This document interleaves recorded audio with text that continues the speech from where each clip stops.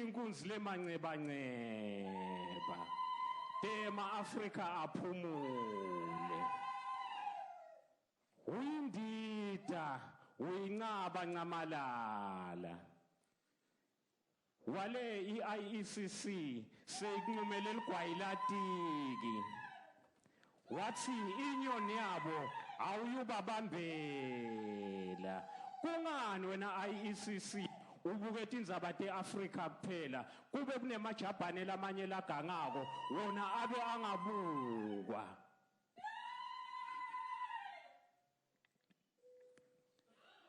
gijimani ngato tonke tindlela gijima nawe khathi msholozi njengoba wenda endvulo washiya abantwana beAfrika etandleni temakhosi enzabuko lapho emabombo wabhekisa kuto tonke tinkalo kuyofunela abantwana bema-Afrika kuthi baphumule nakungenteka ngikucedze emsholozi lujozi lingakhotha emalakanya Zuma ngamalala.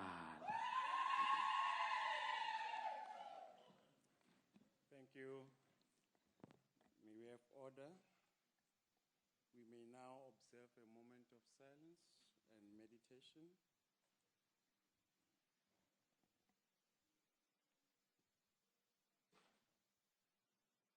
Thank you. You may all be seated.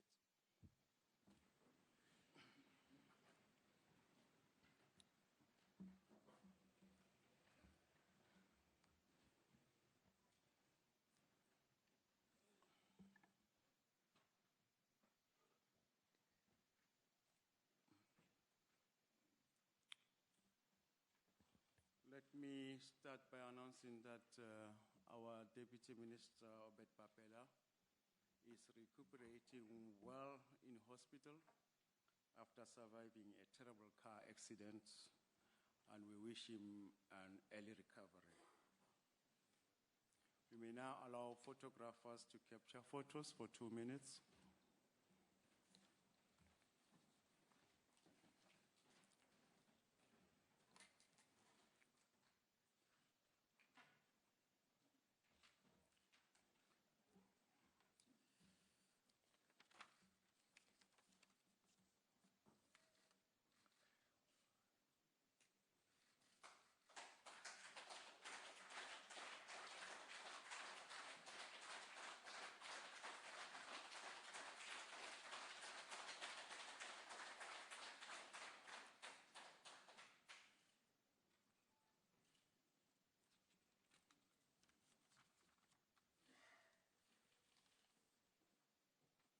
Thank you.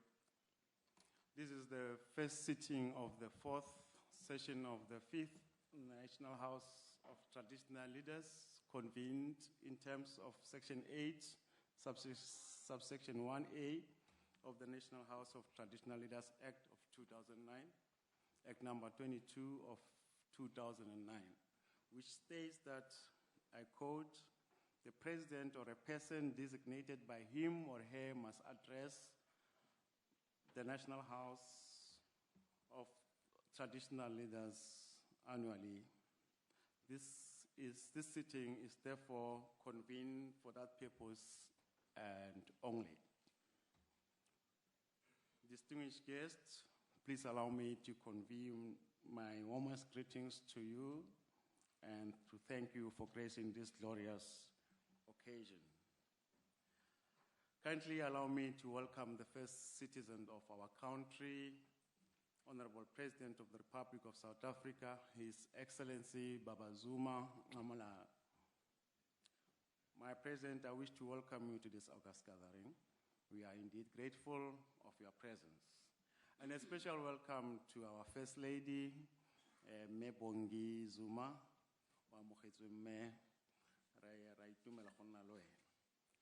My Honorable President, allow me to humble myself as I welcome their Royal Highnesses, His Majesty Kosi Kolo Peter Tony Mpepu Ramapulan, Kosi Kolo KK Sikukuni Klavir, Morene Mukolo Tokwana Mopedi, Queen Lombe Kiso Stao. Your Majesties, this house is blessed with your presence. Having said that, I will now proceed to welcoming the following guests in our midst.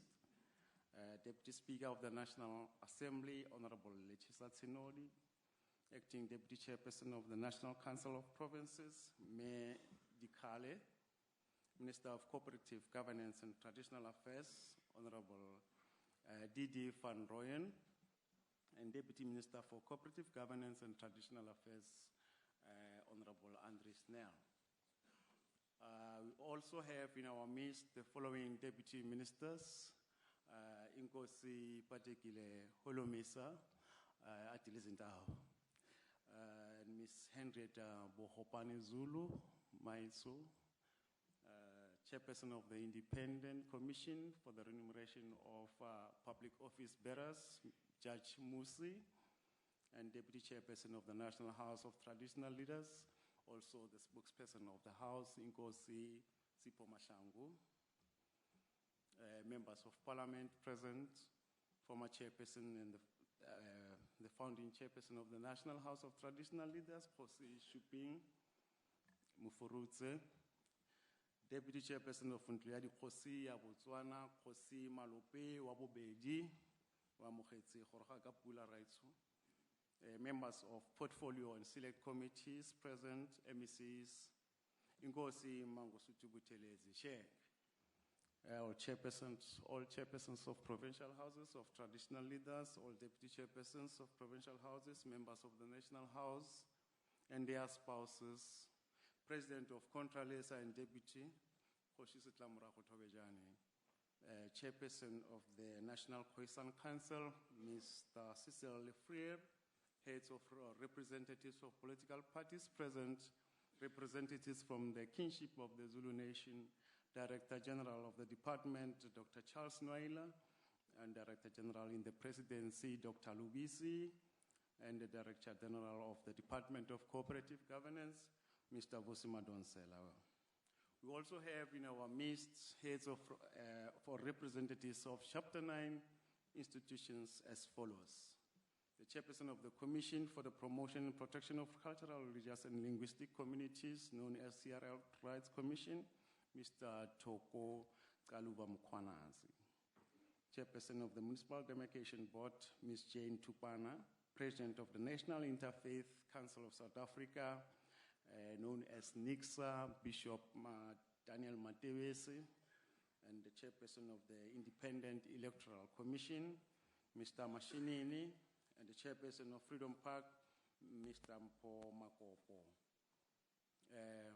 From business in particular, our special guest from Samsung Electronics, South Africa, the Managing Director, Mr. Kang, accompanied by Mr. Pitso Kekana, and our special guest from the Black Lawyers Association Legal Education Center, Advocate Malose Mutimele. Representatives of the faith-based organization and traditional healers, officials, ladies and gentlemen, distinguished guests, you are all warmly welcomed. Your presence is appreciated highly indeed. My Honorable President, may I now have the honor of inviting His Excellency to the podium. It is time for the President to address this august House. Distinguished guests, please join me in welcoming His Excellency, the President, to deliver his annual official address to the first sitting of the 4th session of the 5th National House of Traditional Leaders. Mr. President, over to you.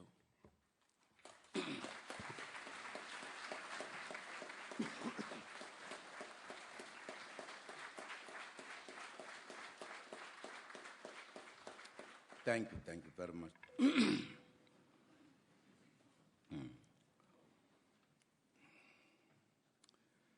The Chairperson of the House of Traditional Leaders, Khosi Maubane, the Deputy Chairperson, Nkosi Sipho Mahlangu, the Minister of Cooperative Governance and Traditional Affairs, Mr. Des van Rooyen, ministers and premiers, deputy ministers present, MECs, members of parliament, chairpersons and deputies of the provincial houses, members of the national and provincial houses of traditional leaders, and all members, chairpersons of the National Khoisan Council, and your councillors, chairperson and members of the National Interfaith Council of South Africa, President of Contralesa, Khoshi Tobejane, and your executive committee, all traditional and Khoisan leaders present here, esteemed traditional leaders from the SADC region, ladies and gentlemen. I greet you all on this important day on our calendar, the annual official opening of the National House of the Traditional Leaders. The institution, status, and role of traditional leaders are recognized in Chapter 12 of the Constitution of the Republic. Traditional leaders have an important place in the lives of many of our communities, which is why we have the National House of Traditional Leaders and provincial houses in our country's democratic system of governance. As you are aware, the importance of traditional leaders does not start now. They played a key role in fighting colonialism and apartheid. Traditional leaders were present in the establishment of the ANC as the liberation movement that was to fight for decades to liberate South Africa and her people from subjugation and institutionalized racism. And Your Majesties and Your Highnesses and your traditional leaders, let me just clarify a small point. When I mention the ANC, I'm not doing anything out of the ordinary and leaving other organizations. The period I'm talking about, there was only one organization for the country. There were not many. So that's the period I'm talking about. I just wish to be understood by the traditional leaders. You mustn't say I came and talk about the ANC, not at all. It's just historical facts. It is for this reason, therefore, that the crafters of the Constitution, in their wisdom, saw it necessary to ensure the recognition of traditional leadership in the Constitution of the Republic. And again, this point is related to our history because they were relegated from any position of any form of governance or control, and our freedom brought them back to the fold. And that could only be done through the Constitution of the Republic. Compatriots and esteemed leaders of our people, as we mark 22 years of freedom this year, we confirm that as South Africa, we are united against racism. We were reminded sharply early this year that there is still a need to continue the fight against racism and prejudice, and to ensure that respect for all, regardless of their race, color, or creed, is entrenched amongst all our people. It is for this reason that we have declared March 2016 the month in which we spread the message that we are united against racism in our country. We urge traditional leaders to join the campaign against racism in their areas, including participation in the National Day Against Racism on the 21st March 2016, Human Rights Day in Durban, KwaZulu-Natal. Let all South Africans speak in one voice on March 21st and every other day and say we are united against racism, and that together we will continue to build a united, non-racial, non-sexist, democratic, and prosperous South Africa. I think it is important, Your Majesties, Your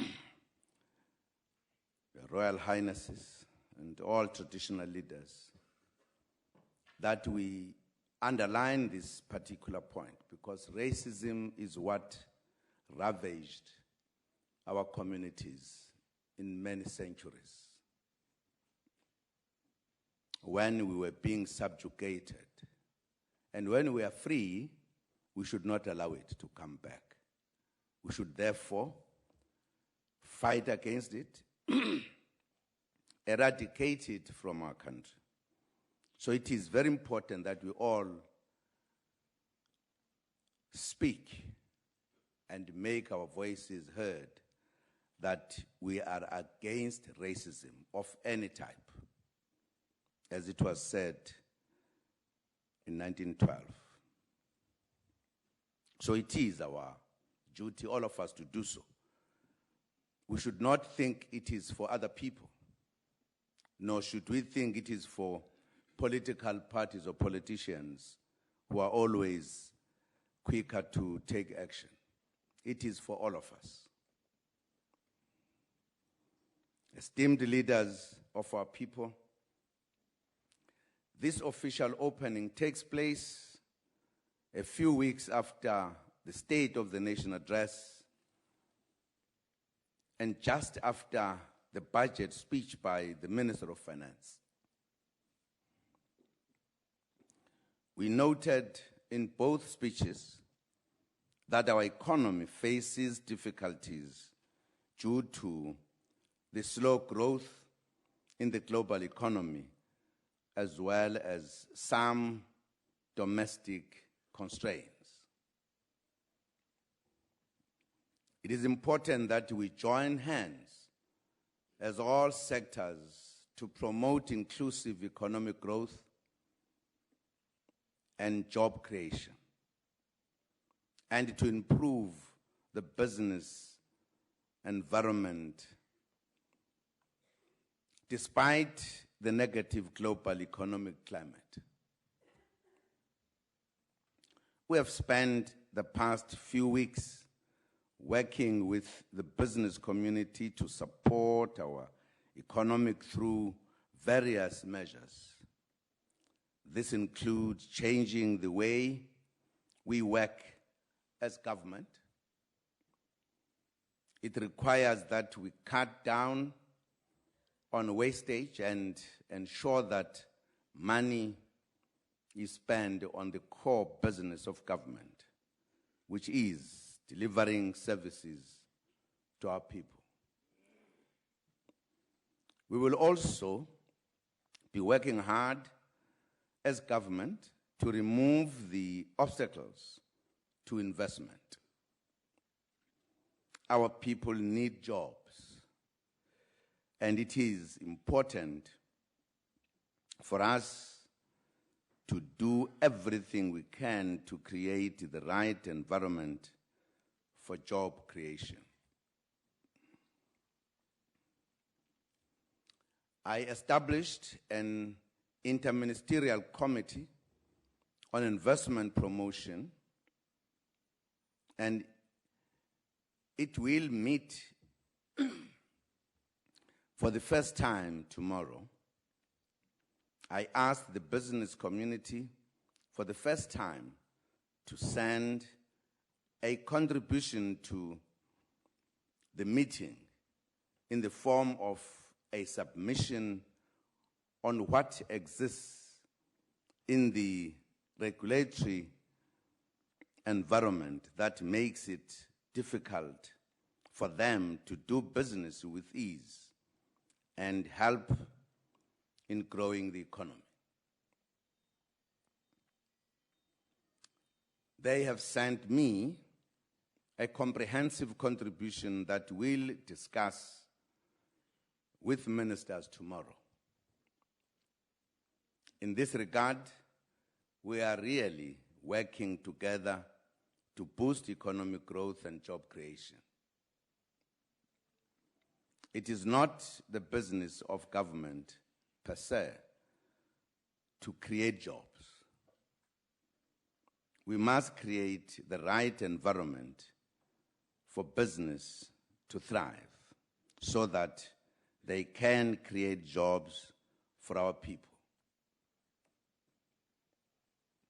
What government needs to do is to create the conducive environment for business, to do business and create jobs. That's our main focus. But of course, we do create jobs as well.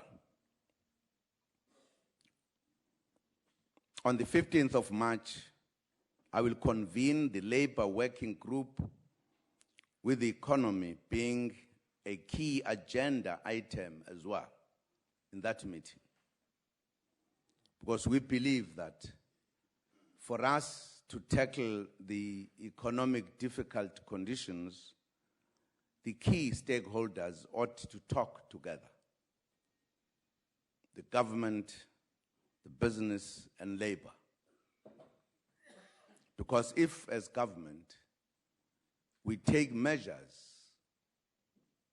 to cushion ourselves from the economic hazards, it cannot be one only. All of us should do something. If we cut costs, also business must do something and labor must do something. For an example, if the economy is in bad shape, we want to convince the business that the first action should not be to reduce the labor force. Rather, find a way of ensuring that the workers will remain working. Find other ways. Equally, we will be raising the issue with the unions whether if the economy is as bad as it is, when negotiations come, you should pitch high the demand. Or there should be an understanding what needs to be done. We did that in 2008, wherein we were able to agree, even established a fund, that workers who would be otherwise redundant were given time to go and develop their skills with a fund that was put together. That's the kind of thing we are looking at. Because otherwise, if we act as if the economy is normal, we exacerbate the economic hardships to all of us. We know that when people have jobs, traditional leaders will be happy, as it means a better life for your people. I announced some of the steps our government will be taking, working together with other partners in business, organized labor, and civil society generally,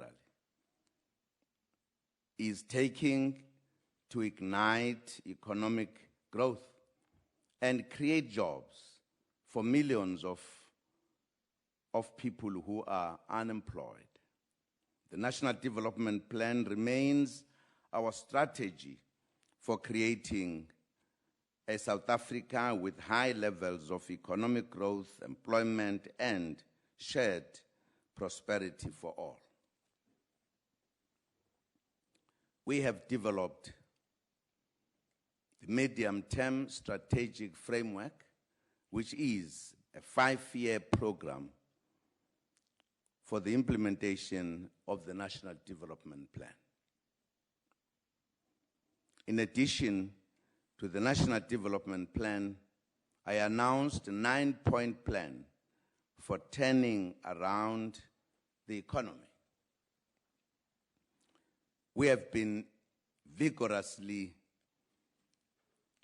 implementing the 9-point plan, and the result of this work has been increased investment in various sectors of the economy. These investments contribute to economic growth and create jobs for our people. Chairperson, in the SONA, the State of the Nation Address, I provided feedback on some agricultural projects. I'm happy to inform this House as well that the Department of Rural Development and Land Reform is finalizing business plans for all the 44 districts in the country where agricultural parks, known as agri-parks, will be established after consultation with the stakeholders. As an important stakeholder, we believe that the National House and the institution of traditional leadership in the implementation of these plans, one of the strategic objectives of the parks is to bring underutilized land, especially in communal areas, into full production within 3 years and expand irrigated agriculture. Again, the Agricultural Parks program has, as one of its guided principles, maximizing access to market to all farmers with a bias to emerging farmers and rural areas. This is a very important program, and we urge our traditional leaders to assist in ensuring its success. Chairperson, let me also inform you that government has developed an agricultural policy action plan under which food security at household level should be achieved through the utilization of productive 1 million hectares of the communal land for food production. The Fesatlala Xoshindlala food security program, through which communities are assisted to produce their own food, is part of this policy action plan. I've been informed that traditional leaders continue to participate in this important program. Ngale Fesatlala noma uxosha indlala. Abantu banikwa imbewu, amageja, ogandaganda, nokunye ukuze balime, bakhiqize ukudla kwasekhaya kanye nokukudayisa. Siqhuquzela ukuba zonke izindawo zamakhosi zibe nawo lomkhankaso kafesadlala xosha indlala. Akusetshenzwe, silime, abantu bangabulawa indlala, umhlaba ukhona. Chairperson, we have noted that some of the productive communal land under traditional councils remains inadequately utilized. I urge traditional leaders to encourage communities to plow and till the productive land so that they can produce healthy food for their families and reduce the levels of food insecurity, and poverty that are so prevalent. Esteemed leaders of our people, one of the domestic constraints to growth in our country currently is the severe drought. It threatens the livelihoods of our people and has pushed most of the farmers to the edge of financial ruin. 5 provinces have declared a state of provincial drought disaster, namely KwaZulu-Natal, Northwest, Free State, Limpopo, and Mpumalanga. The situation is very difficult for many farmers. They have seen their livestock die, which has cost a lot of money. Food prices will go up because of the drought. You know this very well, as many of these farms are in your areas.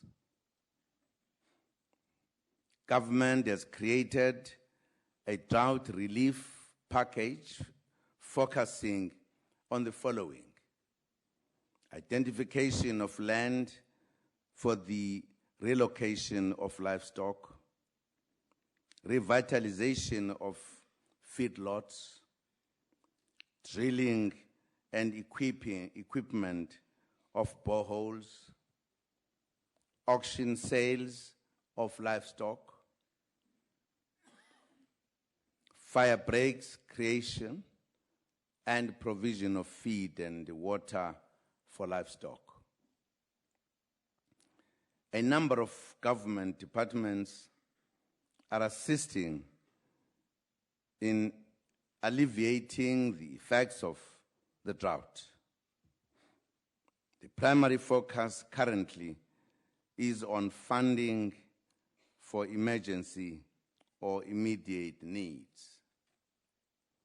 Interventions are sent to areas where existing water infrastructure is not functional due to drought and where there are no alternative means for water supply. Government is also assisting where water sources have dried up due to drought and communities do not have any alternative means for water supply. In addition to this, the Department of Agriculture, Fisheries and Forestry has reprioritized funds to provide livestock feed and water to affected farmers. The Department of Rural Development and Land Reform has reprioritized funds for livestock feed, livestock water, fire breaks, feedlots, and auction sales. The Department of Water and Sanitation has reprioritized funds for the provision of water for human consumption. In addition to this, the Department of Cooperative Governance, through the National Disaster Management Center, will augment funding from the disaster grants in case of that resources made available locally and provincially are exhausted. There are shortfalls and there is still a need for assistance on the ground. It is a difficult period for farmers and communities alike. But working together,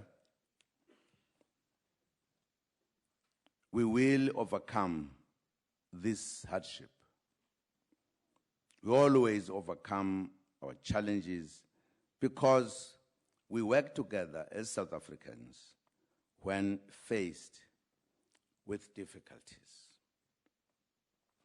Chairperson, during the debate of my address to this august house last year, we spent a lot of time discussing the negative impact that land dispossession has had on the lives of black people in South Africa.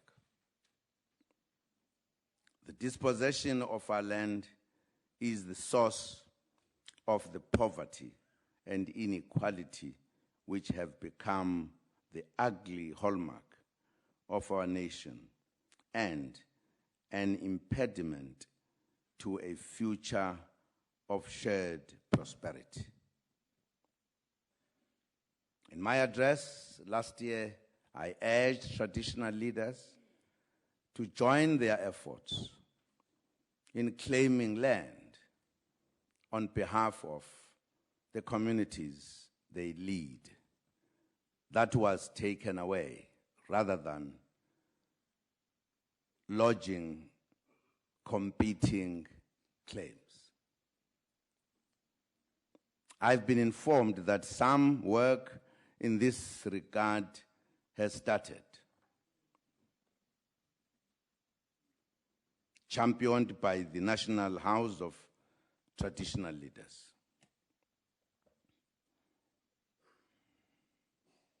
I strongly believe that access to land and security of land, tenure, are key to development, especially agricultural development. Land reform lies at the center of government's efforts to bring about inclusive economic development. It is at the center of the National Development Plan. I urge traditional leaders to thoughtfully and actively engage with the matter of land reform